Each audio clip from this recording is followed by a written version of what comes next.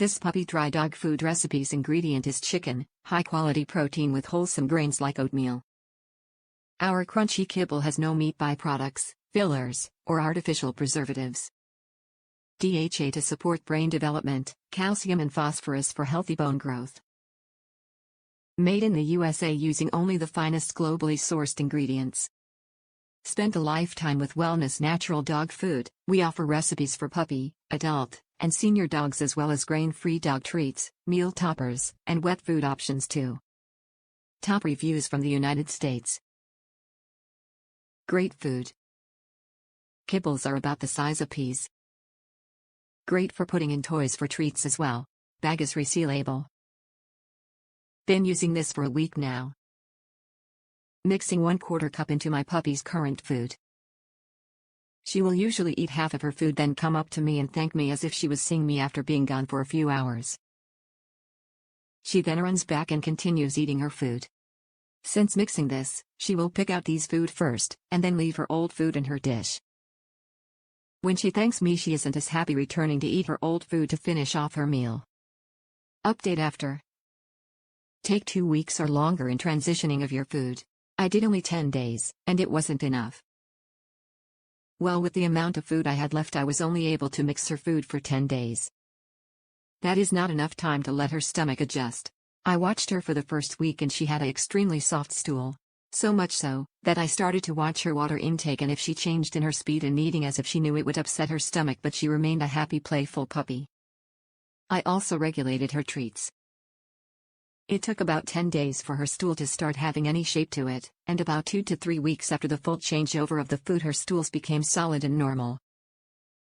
I second the less bowel movements that everyone else has said, so for those of you who have to scoop, this would be beneficial to you. I have 2 acres, and mine insists on running 20 yards into the woods, so that was something I was glad I didn't have to train her to do. She goes in the morning and in the evening, and her stool quantity is half what it was with her Purina. She was doing fine on that, but figured I'd try something better. If you pay just a little bit more for this food, and she eats it over a longer period of time, it all equals out in the end. I think I feed her less than the chart says, but I know she is full when she comes in from going out an hour after she eats and hides her treat somewhere in the house, on top of her bed, in the corner of a step going up to the bedroom, and her favorite spot is here on the couch behind me, skillfully digging and burying it behind me. I adjusted her meal size because it seemed the very little last bit she was not wanting to eat, and would walk away and come thank me for her food more and more. Since I've cut back on the food, she will come and thank me at least once while she eats, but no more than that. She is gaining weight, and not chunky either. I don't know if it was a warm spell that we had, mid-30s 40s for 2 weeks in deck, or the changeover from food, or maybe shedding from puppy coat to normal hair, but she did have some major shedding going on for a week or so. No globs coming out, and when I used a brush on her, not much hair now. I do not brush her daily anymore. The brush is the vacuum's little cousin, I guess. Her coat is nice and silky to the touch. Also, I live in Alaska, and use the wood stove as my primary heat. I usually put 2 to 3 gallons of water in the humidifier each day. With the Purina, she was scratching quite a bit, so much that I started adding a teaspoon of olive oil in with each meal. That helped her with that and she itched less, but never stopped. I think I may notice her scratch 2 to 3 times a day and it doesn't seem to be as focused and intense as it was before. It could be that she is just getting used to it up here as well, but there is a lot to be said for a healthy diet in humans. It is just the same for our pets.